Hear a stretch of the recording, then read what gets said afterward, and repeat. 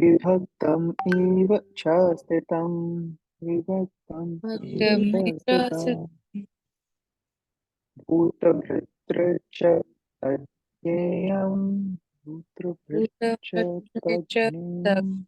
तज्ज्ञेयम्, ग्रासिष्णु प्रभविष्णु च, ग्रासिनो ग्रासिष्णु प्रभविष्णु च। विष्णु च। ट्रांसलेशन। कौन वॉलंटियर करेगा पढ़ने के लिए ट्रांसलेशन? Hare Krishna. हाँ, please. Translation. Although the super soul appears to be divided among all beings, he is never divided. He is situated as one. Although he is the maintainer of every living entity, it is to be understood that he devours and develops all. Hare Krishna. Hare Krishna. Okay. So although super soul appears to be divided among all beings, he is never divided. तो कई बार हम देखते हैं कि भगवान को जब describe करना होता है ना, तो थोड़े विरोधाभास चीजों का यूज जाता है। कई बार ऐसे वर्ड्स का यूज किया जाता है जो कॉन्ट्राडिक्ट करते हैं एक दूसरे को। मतलब कॉन्ट्राडिक्ट कैसे कर रहे हैं? जैसे यहाँ पे लिखा हुआ है कि भगवान जो है वो हर एक लिविंग एंटिटी के साथ है divided, appears to be divided. ऐसा लगता है कि हर एक के साथ है, तो इसका मतलब डिवाइड हो गए। जैसे अगर मान लो आप किसी बर्थडे में गए, बर्थडे में उसने कहा कि सबको केक दिया है हमने, तो केक दिया है का क्या मतलब है? केक केक था, उसको काट काट के दे दिया सबको, सबके पास केक है। अब सबके पास पूरा केक नहीं है, और जो ओरिजिनल केक था वो कट कटा के खत्म हो गया। लेकिन भगवान के साथ सेम चीज नहीं होती। भगवान का क्या है ग्राफ, कि भगवान पूर्ण रूप के सबके साथ भी हैं, और ओरिजिनल रूप में भी हैं अपने, और हर तरीके से पूर्ण रहते हैं भगवान। तो अभी हम पर्पट पढ़ेंगे, फिर और डिस्कस करेंगे। आप कंटिन्यू करोगे Ashika पर्पट? Yes, yes. Purport. The Lord is situated in everyone's heart as the super soul. Does this mean that he has become divided? No, actually, he is one. The example is given of the sun. The sun at the meridian is situated in its place.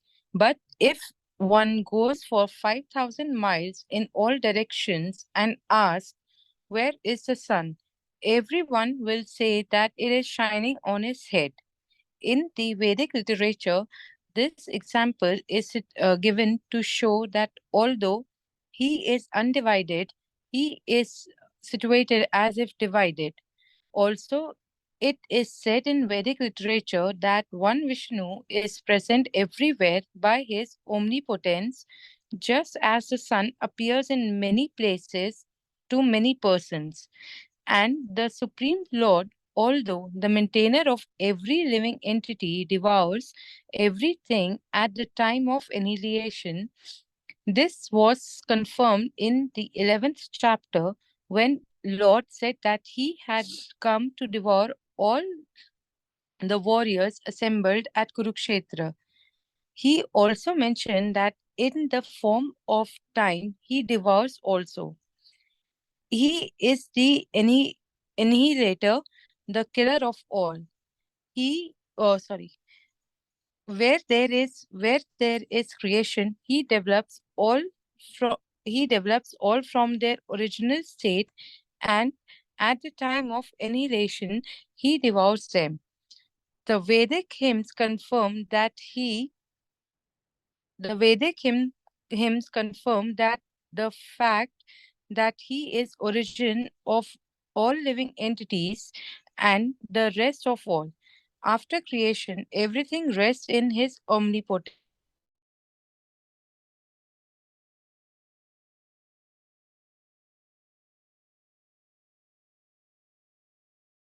These are the confirmations of Vedic hymns. Yato va imani bhutani jayante yena jatani jivanti yat prayanti abhisam visanti tat brahma tat vijinasava sasva Tritya Upanishad 3.1. Hare Krishna. Hare Krishna, thank you for reading. तो यहाँ पे translation में बताया गया है कि भगवान जो परमात्मा है, जो सुपर सोल है, वो ऐसा लगता है कि सबके बीच में डिवाइड हो गए हैं, मगर भगवान कभी डिवाइड नहीं होते। वो एक ही हैं और मेंटेनर है सब लिविंग एंटिटीज के, सबके साथ रहते हैं, ये फिर भी डिवाइड नहीं होते। और उन्हीं की वजह से सब कुछ मेंटेन रहता है और सब कुछ डिस्ट्रॉय भी हो जाता है, और फिर सब कुछ डेवलप भी उन्हीं की वजह से होता है।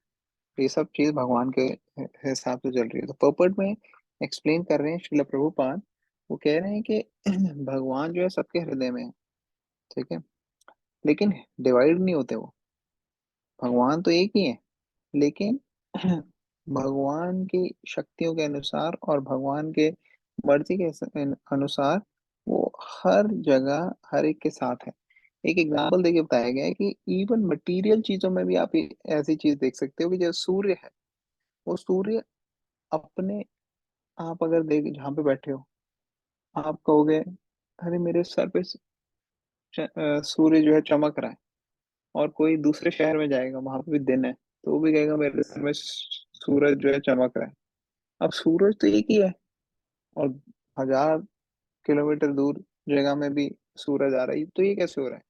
ये इसलिए हो रहा है क्योंकि ऐसा अ, अ, प्रतीत हो रहा है कि सूर्य सिर्फ हमारे पास जो है क्या कहते हैं, हमारे सर पे ब्राइटली चल रहा है और हमें लगता है कि हमारे पास ही है, मगर एक्चुअली जिस तरीके से क्रिएशन बनी है, सूर्य कितनी जगह रोशनी दे पा रहा है और सबके साथ प्रेजेंट है, सबको सरवाइव करवाने में हेल्प कर रहा है। उस तरह से जो परमात्मा है, जो भगवान है, उनका भी ऐसा अरेंजमेंट है कि वो हर एक के साथ है, हर एक के हृदय में है, चाहे एक छोटी से छोटी जो है चींटी हो, या बड़ा से बड़ा हाथी हो, या एक इंसान हो, सबके साथ परमात्मा जो है उनको गाइड करें।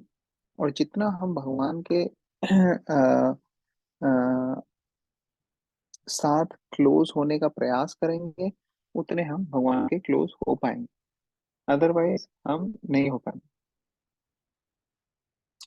क्योंकि हम सुन नहीं पाएंगे परमात्मा की आवाज।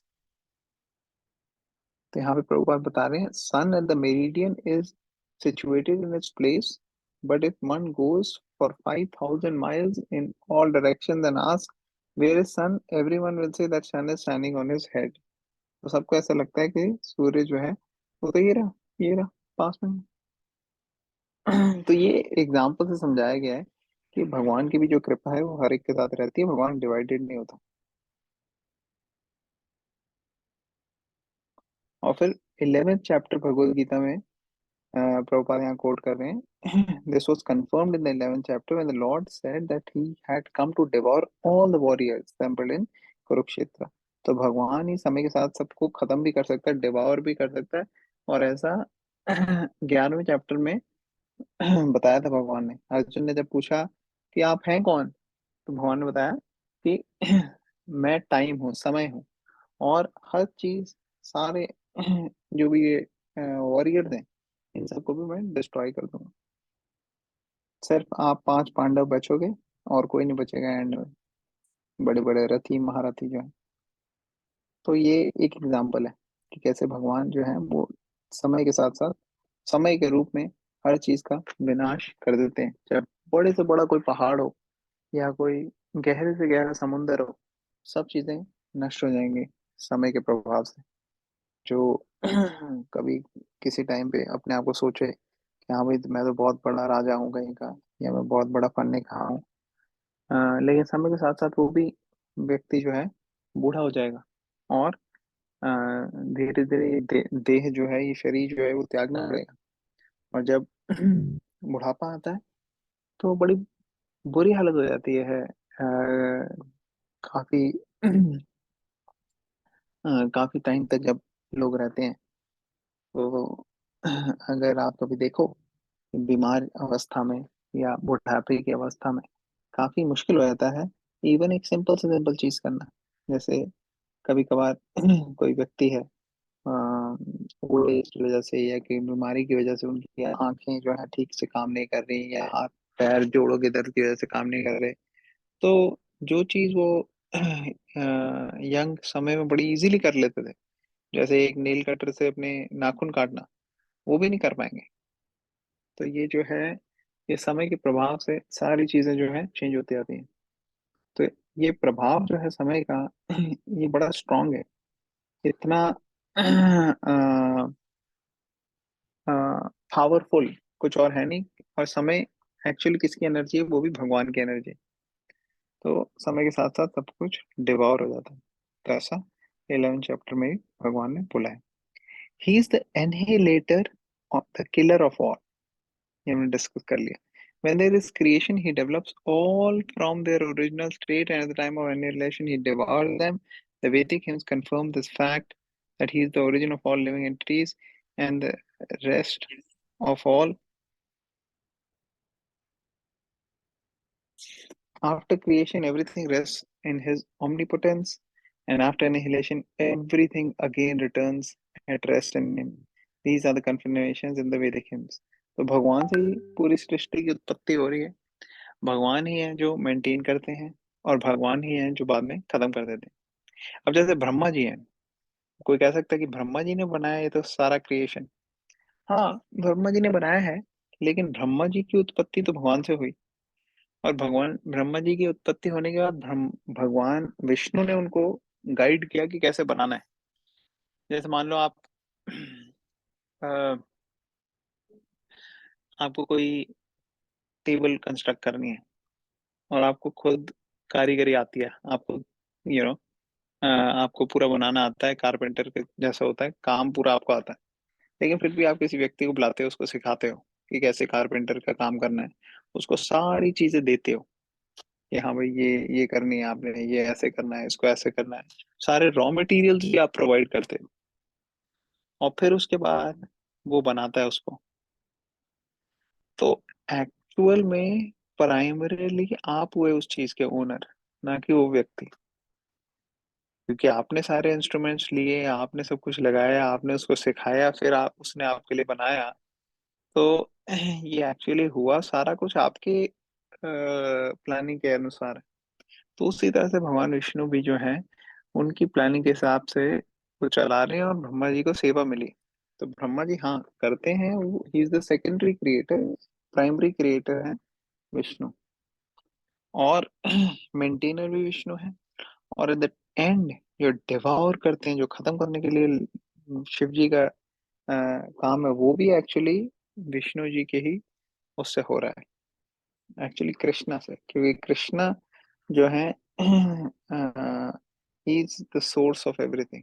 एते चमसा कला पुंसा कृष्णस्तु भगवान स्वयं। ठीक है, तो ट्रांसलेशन फिर से पढ़ते हैं। Although super soul appears to be divided among all beings, he is never divided, he is situated at one as one. Although he is the maintainer of every living entity, it is to be understood that he devours and develops all. Okay, तो ये clear हो गया सबको? तो इस ये सब जो भगवत गीता में पढ़ रहे हैं, कई बार हमें पढ़ के लग सकता है हाँ ये तो हमें शायद आइडिया है या हमें पता है। लोगों को बहुत वीक आइडिया होता है, लेकिन यहाँ पे बड़ी डीप नॉलेज है एक्चुअली। इसको जितना आप सीरियसली देखोगे, उतने इसके अंदर आप डीपली जा पाओगे। बहुत लोग कहते हैं कि गॉड इज ग्रेट, मगर भगवत गीता ये बताती है how God is great, what is the extent and the limit to which you can go in understanding that God is great, and still God's greatness will never end. भगवान इतने महान हैं कि कभी भी उनके डेप्थ तक हम शायद पहुंच भी नहीं पाएंगे, लेकिन बहुत ज्यादा डीप आइडिया मिल सकता है भगवत गीता से कि कैसे भगवान ग्रेट है। तो नेक्स्ट करते हैं श्लोक। ज्योतिषाम अपि तज्ज्योतिस्, ज्योतिषाम अपि तज्ज्योतिस्, Niti Jyotishi तमसः परमुच्यते, तमसः Tamasah परमुच्यते, Paramuchyate ज्ञानं ज्ञेयं ज्ञानगम्यं, ज्ञानं Jnanam ज्ञेयं Jnayam ज्ञानगम्यं, Jnanagamyam हृदि सर्वस्य विष्ठितम्। हरिति हरिति सर्वस्य। सर्वस्य विशिष्टतम। ओके, कौन पढ़ेगा translation? Yeah, I Hari can बोल। read. हाँ भव्य, आप ओके पढ़ो। Bhavya go ahead. Okay. Translation. He is the source of light in all luminous objects. He is beyond the darkness of matter and is unmanifested. He is knowledge. He is the subject. He is the object of knowledge and he is the goal of knowledge. He is situated in everyone's heart. Hare Krishna. Hare Krishna. Okay, so he is the source of light in all luminous objects. He is beyond the darkness of matter and is unmanifested. He is knowledge. He is the object of knowledge and he is the goal of knowledge. He is situated in everyone's heart. तो ये थोड़ा लंबा है इसका पर्पट, तो एक paragraph करके हम इसको डिस्कस करेंगे, ठीक है ना? तो भव्य, भव्य आप एक और पैराग्राफ पढ़ सकते हो इस Yes. पर्पट का? हाँ, Yes. आप एक और, बाकी दूसरा दो, बाकी लोग पढ़ना। Okay. The super soul, the supreme personality of Godhead, is the source of light in all luminous objects like the sun, moon, and stars.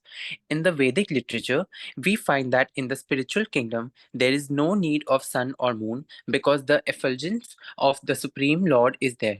In this material world, that Brahma Jyotir, the Lord's spiritual effulgence is covered by the Mahatattva, the material elements. Therefore, in this material world, we require the assistance of sun, moon, electricity, etc. for light.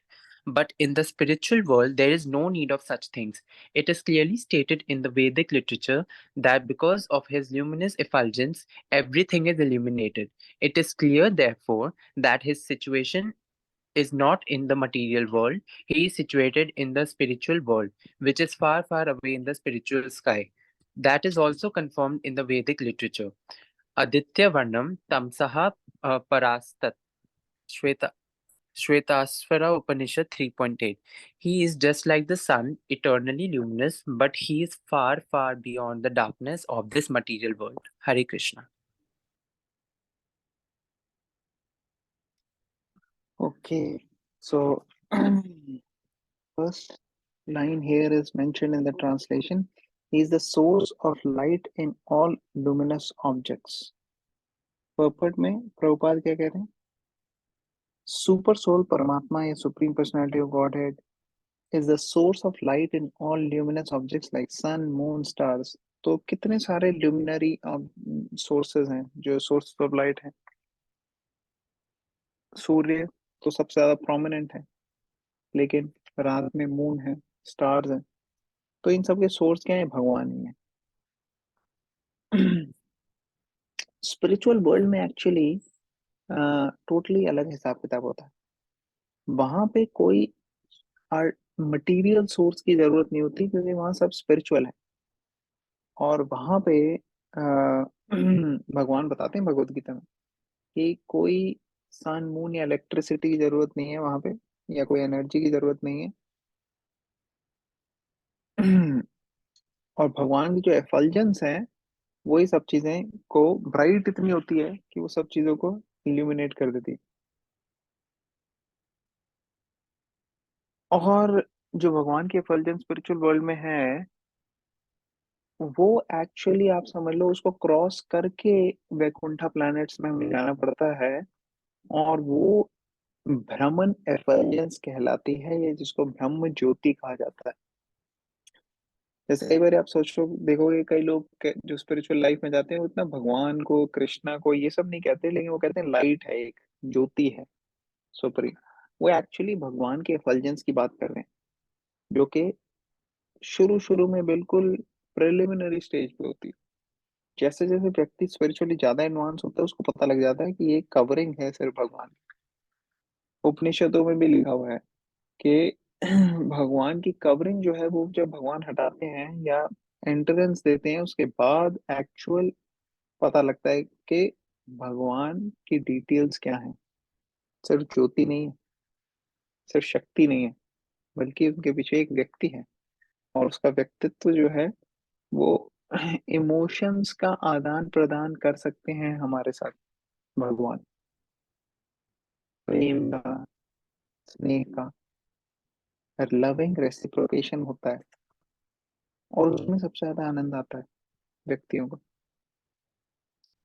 अगर आपका अच्छा relationship नहीं होगा तो सारी चीजें भी आपके पास हो तो भी आप खुश नहीं रहोगे, सेटिस्फाइड नहीं रहोगे। लेकिन अगर आपका बाकियों के साथ अच्छा रिलेशनशिप चल रहा है तो आप सेटिस्फाइड रहोगे, चाहे आपकी बहुत ही कम रिसोर्सेज भी क्यों ना हो। तो ये फर्क आ जाता है। यहाँ पे लिखा है कि material world, the Brahmajyoti, Lord spiritual effulgence, is covered by Mahat Tattva, the material elements. Therefore, in this world, we require the assistance of sun, moon, electricity, etc. for light. But in the spiritual world, there is no such thing. It is clearly stated in the Vedic literature that because his luminous effulgence, everything is illuminated. It is clear, therefore, that his situation is not in the material world. He is situated in the spiritual world, which is far, far away in the spiritual sky. That is also confirmed in the Vedic literature. Aditya Varnam Tamsah Parastat. He just like the sun, eternally luminous, but he is far far beyond the darkness of the material world. तो यहाँ पे भगवान के बारे में बताया जा रहा है कि भगवान जो है वो इस मटीरियल वर्ल्ड में नहीं है, वो स्पिरिचुअल वर्ल्ड में है, वैकुंठा प्लैनेट्स में। और अ, जो मटेरियल वर्ल्ड है वहां पे हमारे को इन सब चीजों की जरूरत होती है, असिस्टेंस चाहिए होती है देखने के लिए, लाइट के सोर्सेस की। और स्पिरिचुअल वर्ल्ड में ऐसी कोई चीज नहीं चाहिए। ठीक है। फिर नेक्स्ट ट्रांसलेशन में नेक्स्ट लाइन क्या कह रहे हैं, he is beyond the darkness of matter and is unmanifested, he is knowledge, he is object of knowledge and he is the goal of knowledge, is situated in everyone's heart. तो इन सब चीजों के बारे में हम सेकंड और third paragraph में देखेंगे, फिर डिस्कशन करेंगे। तो कौन पढ़ेगा सेकंड और थर्ड पैराग्राफ यहाँ पे? कोई वॉलंटियर करेगा पढ़ने के लिए? Haribol, I can read. Please. His knowledge is transcendental. The Vedic literature confirms that Brahman is concentrated transcendental knowledge. To one who is anxious to be transferred to that spiritual world, knowledge is given by the Supreme Lord who is situated in everyone's heart. One Vedic mantra, Shvetasvatara Upanishad 6.18, says, Tamha Devam Atma Buddhi Prakasam Mumukshur Vai Saranam Aham Prapade. One must surrender unto the Supreme Personality of Godhead if he at all wants liberation. As far as the goal of ultimate knowledge is concerned, it is also confirmed in Vedic literature, Tam eva viditvati vrityam iti. Only by knowing him can one surpass the boundary of birth and death. Shvetasvatara Upanishad 3.8.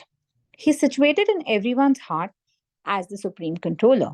The supreme has legs and hands distributed everywhere, and this cannot be said of the individual soul.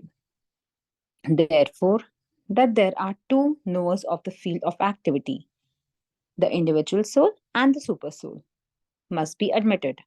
One's hands and legs are distributed locally, but Krishna's hands and legs are distributed everywhere. This is confirmed in the Shvetasvatara Upanishad 3.17. Sarvasya Prabham Sanam Sarvasya Sarnam Brihat, that Supreme Personality of Godhead, Super Soul, is the Prabhu or Master of all living entities. Therefore, he is the ultimate shelter of all living entities. So there is no denying the fact that the Supreme Super Soul and the individual soul are always different. Hari Bol. Hare Krishna. Okay, तो यहाँ पे क्या लिखा है? भगवान के बारे में बता रहे हैं कि भगवान दिव्य है, उनकी जो ज्ञान है भगवान के अंदर वो सोर्स है सब चीजों के, सारे ज्ञान के स्रोता ही वो है। तो वो ट्रांसेंडेंटल है, उनकी नॉलेज जो है वो सिर्फ मटेरियल नॉलेज नहीं है बल्कि मटेरियल के बियॉन्ड है। तो वेद शास्त्रों में क्या लिखा गया है? लिखा गया है ब्राह्मण इज कॉन्सेंट्रेटेड ट्रांसेंडेंटल नॉलेज। मतलब जितना भी वेदों का ज्ञान है उस सबका जो कॉन्सेंट्रेट कर दोगे तो वो सब की सब नॉलेज जो है ब्राह्मण में है। ब्राह्मण मतलब भगवान का जो एस्पेक्ट है। To one who is anxious to be transferred to spiritual world, knowledge is given by the Supreme Lord who is situated in everyone's heart. तो भगवान सबके हृदय में है और गाइड करते रहते हैं, और जितनी हमारी तीव्र इच्छा होती है उतना हम प्रयास करते हैं, उतना भगवान हमें गाइड करते हैं, और हम उनकी गाइडेंस को एक्सेप्ट कर पाएंगे जितना हम शुद्ध होंगे अंदर से। अगर हम शुद्ध नहीं होंगे तो हमें भगवान की जो गाइडेंस है उसको ठीक से हम परसीव नहीं कर पाएंगे। तो इसलिए शुद्ध होना बहुत जरूरी है। वन वैदिक मंत्र, शुद्ध मतलब कि भगवान से इंटेंसली करके, जप करके और भगवान के तरफ जाने का प्रयास करके। अच्छा, वैदिक मंत्रों में क्या लिखा है? श्वेतेश्वरा उपनिषद का यहाँ पे कोट किया गया है 6.18, और उसमें क्या लिखा है? तम ह देवम आत्मबुद्धि प्रकाशम मुमुक्षुर वै शरणम अहम प्रपद्ये, कि one must surrender unto supreme personality of Godhead if he wants to be liberate. तो भगवान की शरण में आना है अगर आपको यहाँ से लिबरेशन या मोक्ष चाहिए, ठीक है ना? तो भगवान की शरण में आएंगे तो हाईएस्ट लेवल का मोक्ष मिलेगा। As far as goal of the unlimited knowledge is concerned, it is confirmed in the Vedic literature. Only by knowing him can one surpass the boundary of birth and death. तो जन्म मृत्यु के चक्र से निकलना पूर्ण रूप से हमेशा के लिए तभी पॉसिबल है जब आप भगवान के धाम चले जाओ। ठीक है, टेम्पररीली आपको एक ऐसा भी मोक्ष होता है जब आप जन्म मृत्यु से निकल सकते हो, लेकिन वो हमेशा के लिए नहीं होगा। उसमें ये है, वो ब्रह्मा जी के एक दिन के लिए होता है और फिर आपको दोबारा से धरती पे आना पड़ सकता है। लेकिन अगर भगवान के धाम में चले जाओगे, भगवान के सेवा में लग जाओगे, तो हमेशा के लिए बात जा। और भगवान जो है वो सुप्रीम कंट्रोलर है, सबको कंट्रोल करते हैं और सबके हृदय में है, सबको गाइड करते हैं।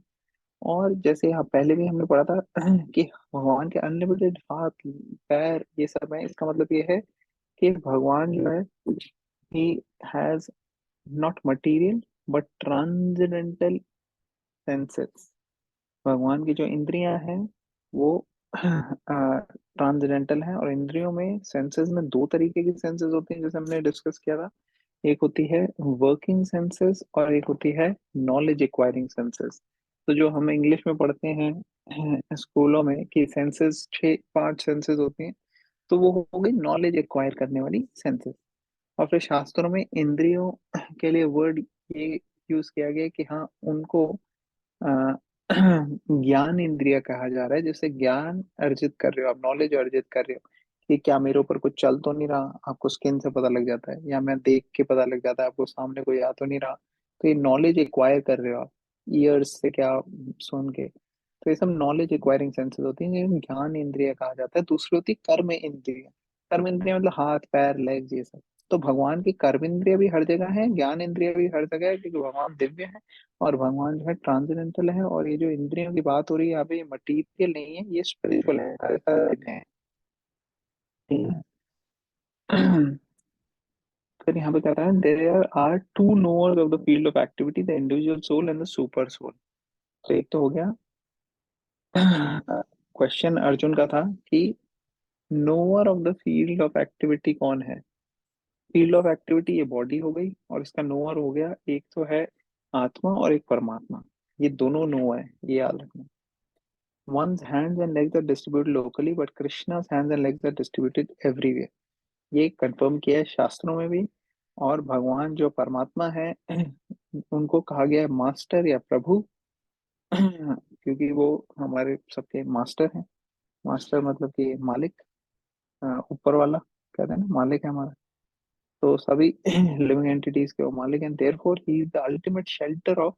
तो इसलिए अल्टीमेटली किसकी शरण में जाना चाहिए? भगवान की शरण में, और किसी की शरण में जाना कोई समझदारी नहीं है, भगवान की ही शरण में जाना चाहिए।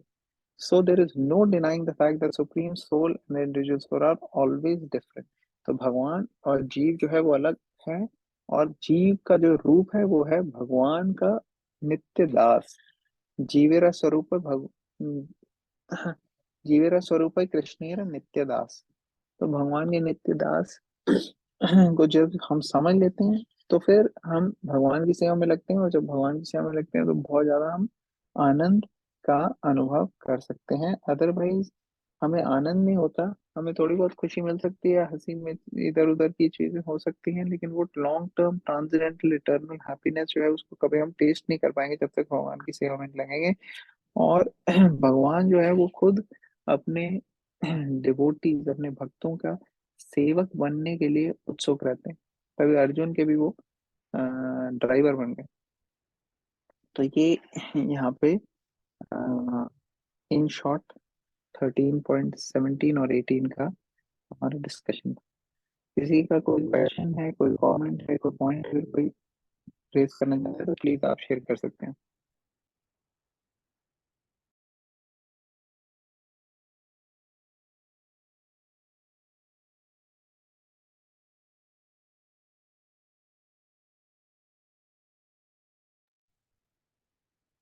ऑलराइट, तो इज दैट ओके?